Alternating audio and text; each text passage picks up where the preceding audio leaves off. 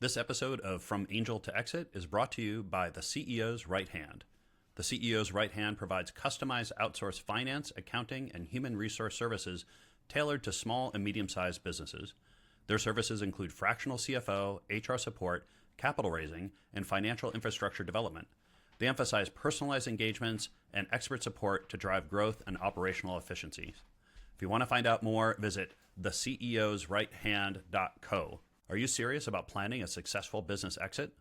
From Angel to Exit is your go-to resource. Subscribe to our newsletter at eckfeldt.com/podcast for even more valuable insights. And to get personalized guidance, take our free exit readiness assessment. It's just 24 questions, and it will give you a clear picture of your exit readiness. Find the assessment at eckfeldt.com/exit. Submit your results, and we'll schedule a free follow-up call to discuss your specific situation and the best way to maximize your valuation and ensure a successful transaction. Now, back to the episode. Welcome, everyone. This is From Angel to Exit. I'm Bruce Eckfeldt. I'm your host. Our guest today, Scott Snider. He is president at Exit Planning Institute. I'm excited for this conversation, not only to hear about Scott's personal story, but really what the Exit Planning Institute is focused on, how they help serve this industry, how they help founders, CEOs with the exit process. I'm sure there's going to be lots of fun stories here, both from him and from the people he's worked with. But I'm excited because this is, I think, an area that not many founders spend a lot of time on. I think they should. I get it. They're busy, but there's a lot of things here that you need to consider. Scott's a wealth of information, so I'm excited to kind of hear what he has to say. With all that, Scott, welcome to the program. Thanks, Bruce. I appreciate it, man. Yeah, we probably have some stories of my own and then from our CEPAs out in the marketplace too. So it should be a fun time together, no doubt. Yeah, I'm sure. So let's kind of start at the beginning. Like, what was your personal story? How did you get into business? Give us a little backstory before we get into the Institute. Yeah, maybe like many of your founder owners, right? I wasn't satisfied at the job that I was at and decided to go out on my own. But I was young, right? I was quite literally in high school. So I was a janitor at an all boys high school here in Cleveland, Ohio, the high school that I attended. And I had like a little bit of a stint over the winter or over the summertime where like I worked on their summer crew, and their director of maintenance, I always remember this guy, Russell. He said, "Dude, you're really thorough. Like, would you actually want to join the staff, not just like as just a couple of week worker painting some stairways in the hallways?" And I said, "Sure." I got one of those jumpsuits with my name badge on it and everything, and quickly found that was like quite a dirty job, particularly when your friends all know that you clean the basement bathrooms, right? Yep. And so I lasted about a month. Thanked Russell for the opportunity and wanted to work. So I quite literally threw a lawnmower in the back of a Ford Taurus, a 1996 Ford Taurus red sedan, bungee corded that trunk down, and boom, I was in business. And so year after that, we actually had something. We incorporated, became formal, and we went on a run, man. We went on about a 10-year run until we got an unsolicited offer from a kind of a competitor with subcontractor, right? He did a lot of tree care. So we knew him and we've actually used him, and he got to know us, and he said, "Scott, we feel like you got something unique inside of the landscape world here," which is kind of every kid and has a lawnmower and there's a landscaper in every corner. Have you ever thought about selling? And at the time I was like 24 or 25. I was like, not really, right? Like, this is what I'm doing, right? Like I literally, the mid story there is like, I went to college, dropped out of college to run my company because it got to a significant size. So I had to make a decision.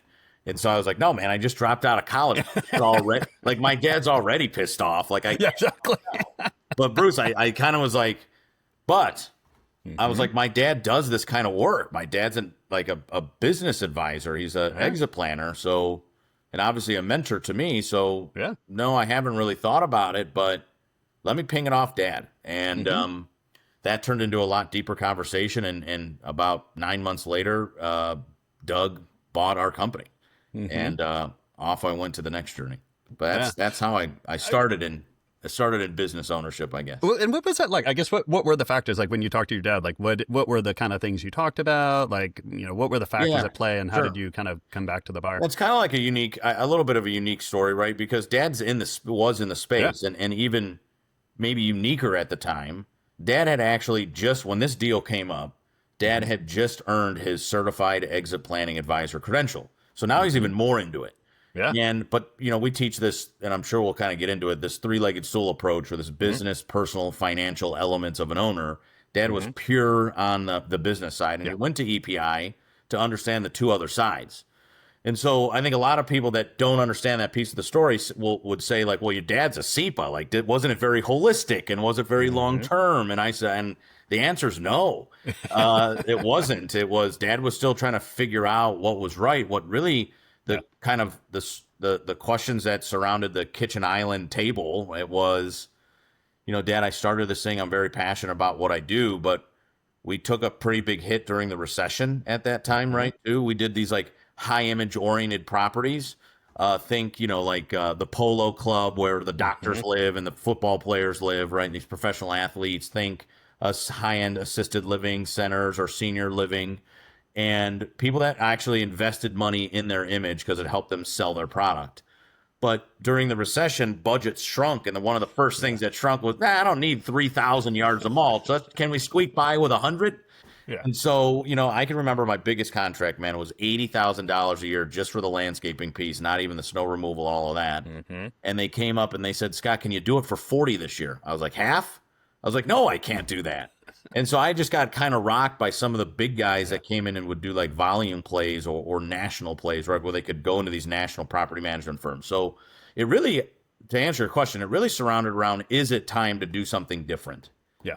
And though, I loved what I did, I was just like, man, like I was definitely owner operator, definitely lifestyle business. I was working 16-hour days. I was missing holidays when we were plowing in snowstorms. And I was like, I really do love what I do, but man, I'd love to make a Christmas day. So, so Dad did say it's a good deal. Like you're gonna get your debt paid off. You're gonna make some money, and Doug's gonna take good care of what you've built. Like Doug's definitely the right buyer. His company at the time is the right buyer. And so those three boxes were checked, and so we took the deal. And now I was quite miserable after I did that. But that was my next question. So what did you do next? Yeah, no, honestly, I tell this story a lot, particularly in the work that we do today. Yeah. Because I didn't know it back then, and I certainly know it now, 20 years later. And so young guy, 24, 25. So I certainly had a good business exit. I kind of just explained that. Had a good personal financial exit, right? Like I was a young guy, so I didn't have a lot, but I had more change in my back pocket than my friends that went to college did, right? They're all paying off debt, trying to figure out life. I was felt a little ahead of the game. I went through about a year-long transition period with Doug, and then I was done. And that second year was the struggle. I always say it's like high, and low. The highest high I had during that time was couldn't figure out what I wanted to do. So I was like, you know what I'm going to do? I'm an avid soccer player, still play competitively, played in Europe for a little bit. I'm going to go try out for the professional arena soccer league and I friggin' make it on a $150 tryout. So now you're not writing home, right? This is like arena football. Everybody's got a day job for the most part. Yeah. But I'm getting paid to play and travel the country playing professional arena soccer around the United States. So that was super cool. But at the same time, the tragedy is I got a divorce during that time too. Yeah. And so, and what I came to find, my first exit planning lesson at 25 or 26 years old was I had totally let my business define who I was. Without the shovel, without the mower, without the snowplow, without my name on the truck, without clients. Even though I had a good chunk of money and was pretty financially secure at a young age, I literally had no idea who I was, and it was totally miserable. Yeah, and so existential crisis. Yeah, it was it was just, and so my marriage clearly suffered, and I had to kind of figure out who I was, and that's when Dad, who now is a CEPA, right? He's 2 years into doing this thing, goes, dude, me and Andy are trying to figure this thing out, trying to grow this consulting firm. We'd like to expand more in the Midwest, get outside of just Cleveland, and really help lower middle market business owners grow and sell. And so just come do business development stuff with us. If it goes well, there might be a little equity play here for you. Like just come and hang out a little bit. And I fell in love, dude. I was like finally around owners again, and of all different kinds of companies, right? Like $100 million revenue companies, $5 million revenue companies. And I got to hang out with some pretty cool people and learn a ton about business and a bunch of stuff. I was like, shoot, I didn't even know that. Like, so, right? Or even different industries. I'm like, man, like this service business is making 30% EBITDA. I was making like 10. What the hell? I You run know? into these things. It's like, yeah, they're making $20 million making a bolt. Right? You're just Yeah, like, or oh, like God. that, like I'm like, dude, this is fascinating. And other Oh, long and like really cool stories, like yeah. this guy is at Dartmouth and his dad suddenly passes away from a heart attack. So at Hmm. 22 years old, he came back to join the company and has taken it from, $15 million revenue when his dad suddenly passed to Yeah. $250 million. Jeez. Yeah. I'm like, and I was like, did you worry? He's like, why?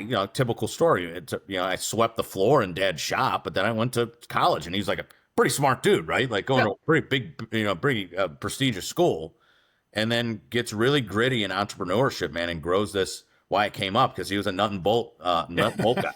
Yeah. I'm like, you sell $250 million of bolts? Like, where Uh-huh. do these things go? He's like, look around, there's bolts everywhere. Yeah, exactly. Yeah. So it was that kind of stuff that really, I think, solidified my passion for entrepreneurship and business ownership.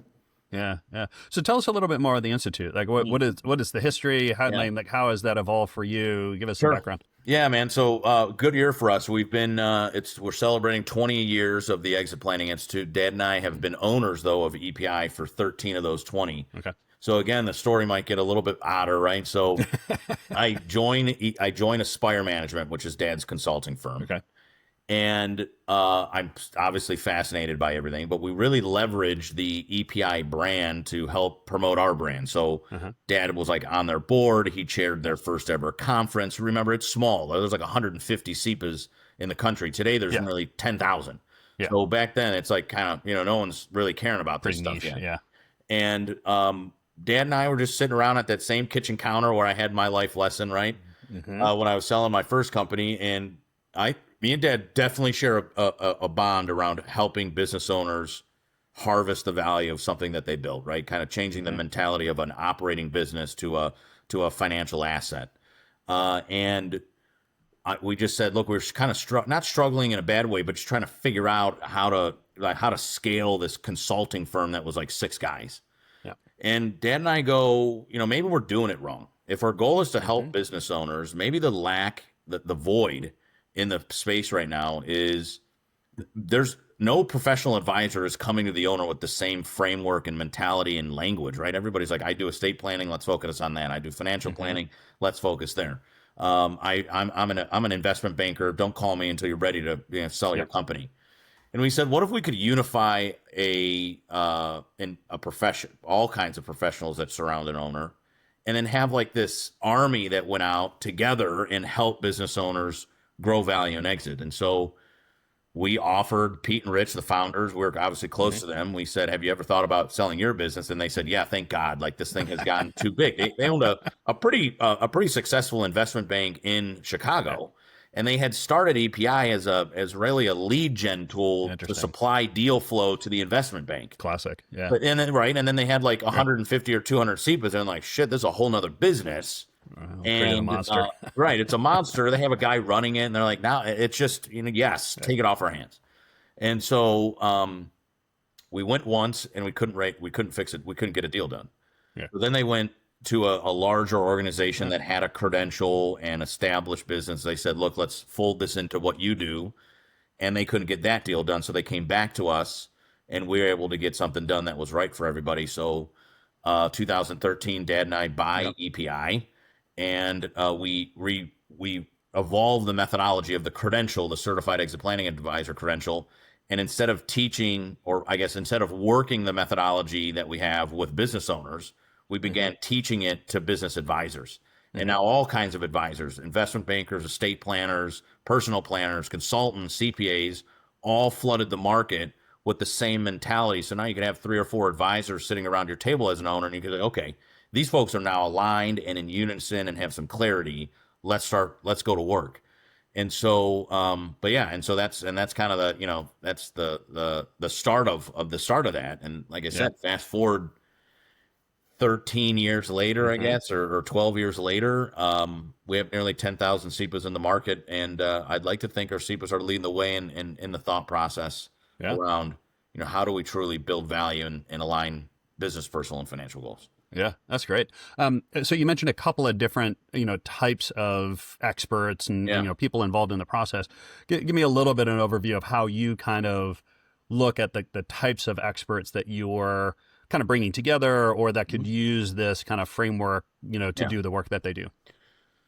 So I'm going to go high and then maybe bring it in a little bit. Sure. So I would say the ecosystem that exit planning creates for the owner or advisor becomes quite large when you start changing your mentality from income generation or risk reduction to value creation. So Hmm. you can have your core advisors like your CPAs, your financial advisors, your attorneys, but then you can have somebody like a marketing consultant, a leadership coach, Yeah. an HR person, because everything that we're doing in our business every day eventually affects the value and exit and Yeah. transferability of our company. So really, it's not just about short term, it's about long term value and how we're aligning business, personal, and financial goals. So, what I would say to an owner today is I think every owner needs two people for sure. We need a financial advisor that's running this personal financial path that we're on. Hmm. And we need a business consultant running the business improvement path. So we're Yeah. always kind of moving to try to be best in class, ticking that value up. And then surrounding them are your kind of core advisors, your attorney and your CPA. And between those Hmm. four people, we got really the business covered and the financial stuff covered. And then we add in this, it's certainly not a mainstream thought yet, but maybe my legacy 10 or 20 years from now it would be that a business owner is layering in a personal planner or some type of personal coach Yeah. where the stats still range true today, where 75% of owners profoundly regret selling their business just a year Yeah. after selling it. It is. It's And it's amazing. usually because they have lack of meaning and purpose, just like I did. And they go, man, this sucks. I should have just continued to mow grass, plow snow, and plant trees. Uh-huh. And so I would layer in a personal planner. And then you get to these, what we would call in the EPI world, functional advisors that come in and out of the equation, right? Hmm. Might have an estate planning attorney come Yeah. in for a bit, some insurance professionals come in, an M&A advisor, a family enterprise advisor, depending on what you need along the way. You're having business advisors come in and out. And so kind of knowing that trajectory, CEPAs can take many forms, right? So Hmm. they could be the financial advisor, they could be the personal planner, they could be the fractional CFO. What CEPA says after their name, that's an indication to the owner that that advisor, regardless of what role and expertise they're serving, what that indication means is that they understand how to drive value and align business, personal, and financial goals. They understand how each one of those tick. And they also are expert collaborators and connectors of people. They understand team play. They usually have a big Rolodex of folks that believe in the same stuff that they do and that Yeah. they can bring into the equation along the way. And so then the SEPA community begins to build and build and build. Yeah. What have you seen? I mean, I'm kind of curious as you've grown the business or as kind of this whole industry has evolved, like Yeah. what have been the big kind of shifts in terms of Yeah. people that are Sure. interested in the CEPA designation? Like who have you found that has joined the organization and benefited from it? So I think there's a lot of shifts going on. We're like in a wild time right now. I'm Yeah. super excited for the next 5 or 10 years. I would say the biggest shift is owners today want relationships and not transactions. Yeah. And so if you're a transaction type personality, like a CPA, like an attorney, maybe like a Hmm. relationship manager at your bank, you're kind of getting left by the wayside. So when we bought EPI in 2013, we did a state of owner readiness survey. So the first survey that came out to study nationally what business owners thought about exit planning and how ready and prepared they were. When we asked them who was your number one most trusted advisor, predominant like 38% of them, like the biggest chunk, 38% said CPA. We did that survey again in 2023, so a decade later, Hmm. CPAs dropped to sixth place. Wow. And it's sixth place and it's like 11% of the total. Uh-huh. So the number one advisor now, it's like 32%, is the financial advisor. And Hmm. I think it's the financial advisor because it lends itself a little closer to home because as owners start to Hmm. personally plan, they need to understand their wealth gap and the financial scenario. But I also think financial advisors are relationship oriented Yeah. and they need to be because they need to be in it for the long haul too because they're in it for the owner's liquidity event, right? That's how Yeah. they get paid for their advice and services. But Hmm. that might not come for 3 to 5 years. So they're naturally investing into the relationship with the owner. So when Hmm. the owner has questions, they start to turn to their financial advisor now, not their CPA. And so I think it models the CEPA community too. About 50% of the certified exit planning advisor community today is now a financial advisor. About 10 to 15% are a growth consultant, so kind of like my dad was. And another 10 to 10% or so is an M&A advisor, so a investment banker, business broker, some of that. And then the next is attorney and CPA. And so that has definitely changed over the last decade. But I go laser focus approach to, I think business owners want relationships and not just a transactional experience. They want people that, yes, they've hired to give them great advice, but in order to get that advice, they want somebody that can listen and ask good questions, not to somebody that says like, here's the transaction, here's a life insurance policy, thanks, see you later. They're not. I don't think they're looking for that anymore. Yeah, no, I would agree. I mean, I've sort of seen trends. I mean, I have my own kind of slice of this market, and I've certainly noticed things. I'm curious, what you've seen on a broader level is that I have found that a lot of this stuff has gone from kind of this transaction to much more of strategy, meaning, it used to be, I think 10, 15 years ago, it was basically, I'm going to run this business until I'm ready to retire, and then I'm going to sell it and go sit on the beach and kind of do my thing. And now it's much more, it's like, okay, look, I've been running this business a couple years. Like I'm ready to shift to something else. I want to liquidate this. I want to use these assets and, the value and relationships and stuff they have to pivot to something else. But it's much more of, a stepping stone kind of, what do I do next? And so this relationship stuff, I think, becomes interesting because it's not just how do I maximize kind of transaction value and more of how do I really figure out what my next thing is going to be? How do I time this more personally and less about the market? How do I leverage the things I've done here into something else? And sometimes it's not, I certainly have found many cases where, we're not taking the best valuation or the one that's going to get us the most cash, 100%. Right? It's gonna be like, what sets us up for the next thing I want to do, right? And whether it's resources and assets and things like that I can leverage from the company. Yeah. But I'm curious what you've seen on kind of the broader level in terms of shifts, in terms of the nature of the sales, why people are selling, when people are selling. What are some insights there? Oh man, I'm passionate about this. So you just cut me off when you're ready. Okay, go. It's always top of mind for me. So we just came out with the generational state of owner readiness survey. So I think for the first time, so if you, to your point, you said rewind 10 or 15 years, it was a lot different. And I think it was different because most of the small business owners, meaning a micro market or little market or lower middle market, were owned by baby boomers. And the baby boomers, even 10 years ago, the youngest was just 50 years old. So they're not thinking about exit. But when you layer in the readiness statistics to who they are as a generation, their generational characteristics, I think it makes a heck of a lot more sense. And so to your point, if you fast forward now to where we are today, youngest baby boomers turning 61, oldest is like 77 or 78, average one is 67. So they're now definitely into this retirement. Man, I've been working for 50 years. Though I'm passionate, right? They're the inventors of the 60-hour work week. One of the core values that they have that really bubbles to the top is success. They want to feel successful in what they've done. They also realize, well, I'm a grandpa or grandma now, and I'm a little tired, and frankly, I have some health stuff, and I'm just not what I was when I was 40 or 50. To your point, look, I got to figure out how to get out of this thing because I certainly need the income from my business to power my lifestyle. Yep. I probably don't have a 401k because that's my business, right? I haven't really invested in anything like that. So that has been changing. That's very real for them now, right? Given the age demographic. What I think is the most interesting, though, is the impact of Generation X. Yeah. So Generation X, 43 to 60 years old, give or take.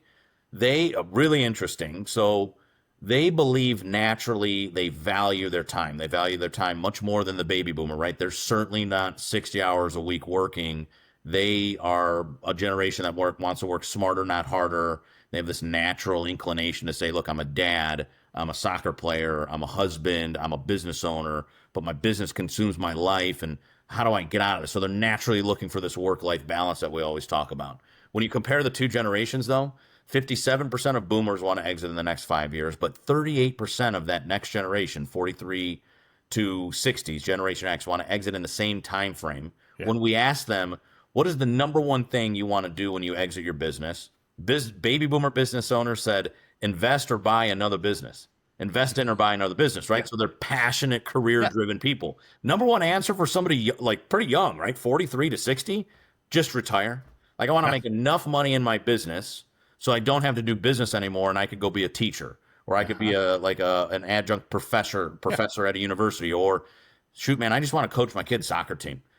And so very inclined to do other passions in life. And then the millennial business owner, I think, could be the most entrepreneurial yet. They also they don't want to exit as quick as the Generation X or baby boomers do, but they're indicating boomerang exits. They're going to buy, build, sell, buy, build, sell, buy, build, sell. So like me at 40 years old, my dad's 66. By the time I'm dad's age, I might be on my fourth exit. Yeah. So when you tail that into the younger generations, then for people in this kind of exit space or M&A space, well, what does that do for our buyer pool? So I think that you might see like a lot of entrepreneurship through acquisition. That's kind of a hot topic right now. You might see more financial buyers in the marketplace. Like when I sell EPI, like I'm probably just going to get a couple of guys together and go buy another business. So I'm not like private equity per se. I'm a financial buyer like I was when I bought EPI. But I'm going to do that 3 or 4 more times over my journey. So when you kind of talk about what we're seeing across the market, you're most immediately still helping the baby boomer business owners. They got to do it right. We have a huge opportunity to showcase to the next generations of owners what value acceleration can do for you. Yeah. The Gen Xers have smaller time frame now. There's like, dude, I'm approaching 45 or I'm approaching 60, man. I can't wait to stop working. And then you have millennials that are saying like, look, man, I'm super ambitious. But I'm not very framed, so I need some framework that helps me out. They love advisors. They're the number one generation seeking advice. Yep. And I want to do this like 4 times by the time I'm 60. And so like, what a cool marketplace for both business ownership in our country, but also for business advisors. Like talk about becoming the most trusted and valued advisor. Like the days of when we first bought EPI, CPAs were saying, why would I do exit planning? I'm going to sell off all my clients. I'm like, total transaction mentality, right? And so I'm like, not me. Like, if you're my CPA, let's do EPI together and turn that into a successful exit. Yeah. Then I'm going to bring my advisory team with me to the next thing and the next thing and the next thing. And frankly, if you can showcase to the buyer that you did a hell of a job with EPI, my business today, maybe that buyer keeps you in the business because you know so much about it already. Yeah. But I mean, that's the relationship mentality, not the transaction. But you could tell in my passion, like the next 5 years both scare me a little bit because this is what we, like when I talk about the CEPA army, I'm like, guys, this is what we've prepared for. Like it's friggin' here. And I've been out there preaching the word, right? And what's the John Wick phrase? Prepare for war. Yeah, exactly. Like when the rally cry is here, the owners are ready and more so than ever before, willing to have exit conversations. Are we ready as a community to go make it happen? Yeah. And so it's super funny. Cool time. I certainly found it. I mean, I sold my business about, it's like 12 years ago now. And, I've been kind of coaching and advising for quite some time, but, what I find is that, I get these clients to kind of exits, and then we start doing the exits and we start figuring out, oh, well, this is really what you want to do with this company and what you want to do with the exit. So now it's like, it's the first thing I ask, right? It's like, okay, well, what do you want to do with this? Right. Because depending on what you want to do with it, if you want a financial exit, a strategic exit, you just want to hand it over to your management team, you're going to do the next generation, you're going to ESOP, right? Depending on where you kind of envision, like there's very different strategies that we want to deploy in terms of how we're going to scale the business and what kind of business we're going to create. So for me, it becomes this, like, let's have this conversation now, or at least understand what paths we're going to focus on or maybe take off the map. 100%. And then we can start figuring out what we should build because, we run into the conversation, we're going to build this company for 5 years, but then what? Exactly. Right? And depending on where they're going to go, like we can make really different decisions on how we're going to build, what we're going to build. Totally agree with you. I think the cool part about bringing exit strategy into the present and having these conversations now is that it creates options for business owners. Yeah. And I think the other thing that you might see is it creates hybrid options. So take me, I'm in a partnership with my dad. I'm 49%, dad's 51.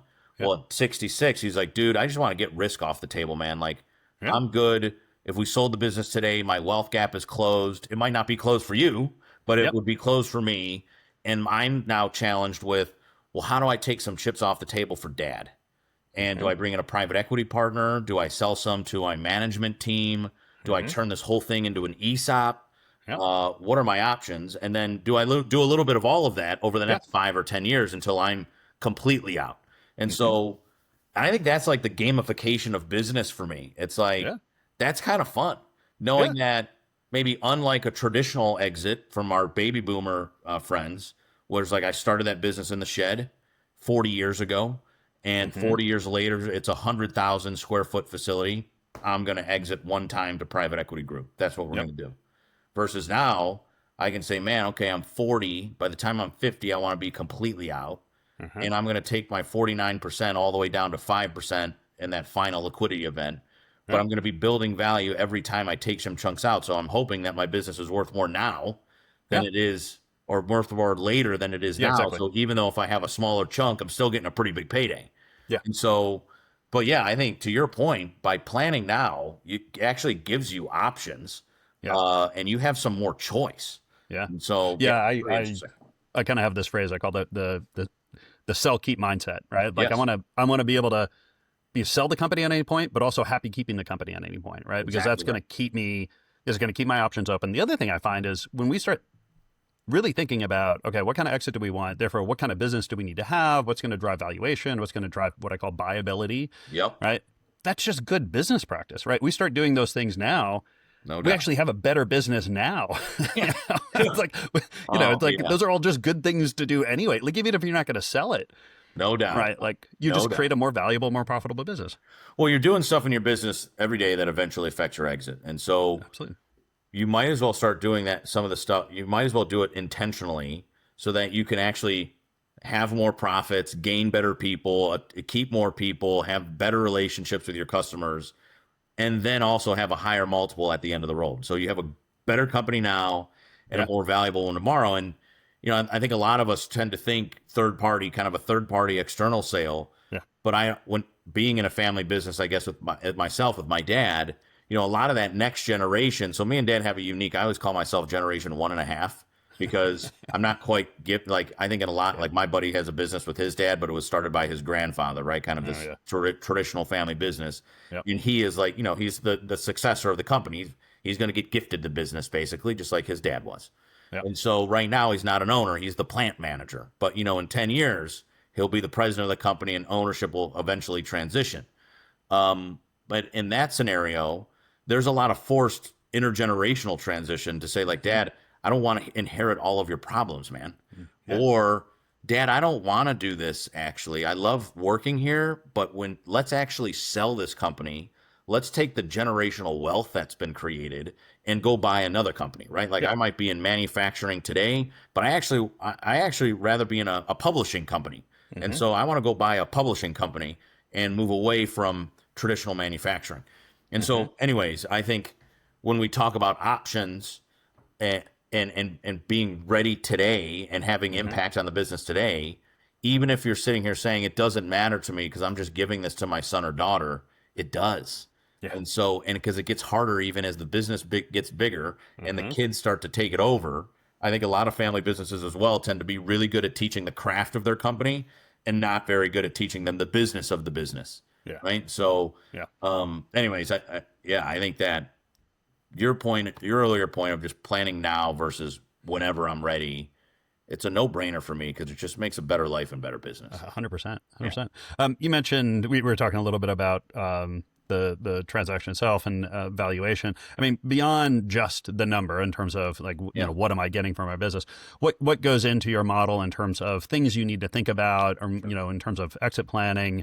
Give us a little bit of insight on what else you encourage folks to consider when planning. Yeah, so I think let's just cover the quick two ones, and then we'll go back to a little bit of the maybe deeper dive on the business. Number one, got to consider the personal plan. I think we've already kind of talked about that. We won't spend time talking more about it, but you have to understand what you want to do. The second thing is you have to understand your wealth gap. So how much money is enough? And so it's powered by what you want to do, though. So like for me at 40, I got 3 young kids. I'm probably going to have college tuition, some weddings. So even if I were to exit now, I got to plan for that stuff. And then all the other stuff that I want to do in my life. Yeah. That'll get me to a wealth goal. And you have a net worth outside of your business today. We have to know what that wealth gap is. And that wealth gap is typically filled by the sale of your company. So I think we need to get really solid around what that looks like because it also allows us to personally plan. But going back to the business, you also got to think, one, net proceeds, which your advisors will typically, I think, help you figure that out because it'll go into that wealth gap plan. But I think you got to think deal terms. So that's what's on my mind at least. right? Like, okay, private equity might buy us. I'm going to have to roll some equity over. How much equity is enough? How much how much am I willing to ride? Am I going to make it 5 years working for somebody? Right? Like all of I these true didn't. things, right? All of these Yeah. very true things. Like the fact of the matter is, man, like Yeah. I had a job when I was 15, and from 16 to 40 years old, I haven't worked for anybody. So like, I think that might be a pretty big change for me. And I think you have to think about what's on my mind is also my key employees and the how are there stay bonuses for them? Can we roll some equity for them into the deal? I think the last thing for me too is the future of the company. Again, if you're planning and planning often, you'll have options, exit options, but you should also have buyer options. And so if you are going to exit to a third party, I think really getting to know them in that dating phase is absolutely critical. And are they aligned to the core values of the company? Are they keeping around the team? Do they believe in the same growth strategy? I think having alignment on that, probably honestly, in my opinion, the toughest. Yeah. Only because you get such a short dating period and then you got to get married. And Yeah. so, but those are the things on my mind when I think about M&A work. And Yeah, it's interesting. So I usually tell my clients, it's like, just if you're particularly if a founder CEO, like you are unemployable, right? Like, you are not Thanks, going to man. go work for somebody, right? And like Yeah. you just need to embrace that. And like I mean, I had a 3-year earnout. I lasted 9 months, right? Like See, I this just is what I'm like saying. Yeah. it was just like I couldn't do it, right? Like once you don't own it, once you can't call the shots, right? Once it's under someone else's control, and it's a combination of like you become very disillusioned with the company at that point, but also you get into other things, right? That's happened to me. I got opportunities to do other stuff, and I was like, screw it, like it wasn't worth the additional payout of what I could do otherwise, and it wasn't worth my headache, right? Like I just it was not a fun situation. So I highly encourage and have people like think hard about what is it going to be like to work under someone else's management. The other one, the deal terms, I think is really interesting, particularly if you're going to go off and particularly if you're going to start another business or sometimes buy another business. You really got to look at those, covenants, restrictions, non-competes, things like that. And I've had a couple of cases where, it's like in one case where a founder was actually prohibited from going out and mentoring other companies because it was going to be a conflict against their non-compete and stuff like that. And you just don't think, I mean, it's a combination of you don't realize how restrictive or how these restrictions might really hinder you in different ways. And two, unless you really know what you're going to do next, like you got to leave yourself enough options. So if like, hey, you've got, a lot about this industry, you've got relationship, you got network, you potentially understand, technologies and things, you may end up in this industry, maybe not seemingly competitive, but it could be seen as competitive under your non-competes and your agreements. And, but best case scenario just means you can't do things. Worst case scenario, you do things and then you get, in heat on it. Right. So that's really understanding these restrictions and the deal terms can be, really impactful. And I think it goes back to personal planning too, like kind of figuring out at least in a 10-year vision type statement, right? Like, what do we want to do? Because to your point, like, yeah, I could see somebody that owns a manufacturing company that has built a really successful manufacturing company that a lot of people in the same perhaps industry look up to. Like I remember in the landscaping company, I always wanted to be like Mascarino Landscaping. I was like, that's my guy, and if I were to sell my company, but then go consult to other landscaping companies, they'd probably be like, well, you're making all our competitors better. Like, I don't know if I want you to do that. Right. So I do think you kind of have to, that is absolutely critical. And I think, again, going back to the catalyst of that is really truly knowing what you want next, because that will influence your deal terms for sure. Yeah. Yeah. I've seen a couple of nice cases too, where like it's someone that really understands they were in services and they saw a product opportunity and they just worked into the deal terms. They said, look, okay, this is what I'm doing next. And so it actually they became a customer, right? They sold the company, started this other company. Their previous company was a customer to it. And they had some ownership stakes in it and stuff like that. So everyone was kind of win-win. But having that clear idea of, okay, first of all, this is what I want to do, right? This is what gives me joy and purpose and drive. Exactly. Yeah. Therefore, this is the business that I want to do next. And then how do I make it work with the deal terms? And even if I have to give up a little bit of valuation, right, great, because I'm going to create more value on the other company. You're exactly right. I smile because you're spot on. That you might realize, or like if you're actively planning, you understand that your business will sell in a range of value, and you understand that you're sitting here right now, and then if you work on this thing for 2 or 3 years, you might be all the way there.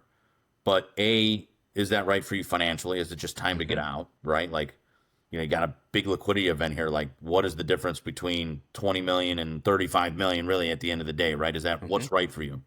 And to your point, deal terms and opportunities and knowing what you want to do next. I think that all has some like super major influence on constructing how much your business is worth. Knowing that, look, I'll take a little less value for a little better terms, and maybe a little bit more freedom. But you can't answer that question if you don't know your wealth gap, right? You have to be like, okay, fine, I'll take the $25 million valuation and not the 30. And I don't need the extra 5 million because I'm covered. I only need 20. So I'll pay less for my business, and I will. I'd rather take the quicker earnout or the slow or the no non-compete or whatever that might be, right? Yeah, exactly. So tell me a little bit more about kind of the plans for Exit Planning Institute going forward. Like what's on the horizon here? What are you excited about? Yeah, sure. So for us, the objective at EPI is to become the second largest professional credential in the market today. And so to hit that number, we need about 15,000 certified exit planning advisors. So we're getting there and we're close. And I would say that this is much of a organizational tactical goal as it is a maybe intangible impact goal. And what we've been talking about over the last 40 minutes or so, I think business owners need us, and they need us more than ever. And so they're going to start to navigate these exits. And as you move down into the younger generations, exit strategy is just going to be a part of who they are. So there's a place for an exit planning advisor, no doubt. And I think that we need to get to that critical mass where we are recognized alongside a credential like a CPWA or a certified financial planner, or a CFP. And people and owners begin to notice and perhaps even ask. So in the shortest form, Bruce, that's the goal, right? In 3 years, we want to be the second largest professional credential, which means we have to be north of 15,000 members. And I think the actual goal, if you looked at the plan, is like 18,130 is where we'll be at in 2028. Always sticks out for me. And kind of a cool time. We're at 45 employees now. By the time we hit that number, we'll be at about 93 employees. So some significant growth over the 3-year period. But it's focused on maintaining a great CEPA community, having them advance themselves, helping them become more relationship oriented, helping them understand more about the business owner mentality and how they fit in, and really venturing towards this most valued and trusted advisor role. And I don't know if it's something that you arrive at. I think it's one of those goals where that just continuously evolves. And so, but that's where we're at, man. That's the focus here at EPI. Awesome. Great work. Scott, it's been a pleasure. If people want to find out more about you, more about the Institute, what's the best way to get that information? Just go to earncepa.com. So CEPA is CEPA, so Certified Exit Planning Advisor. So earncepa.com. You can see everything EPI. Perfect. I'll make sure that all that info is in the show notes. Cool. Scott, thanks for taking the time today. It's been a pleasure. Appreciate it. Have a good one.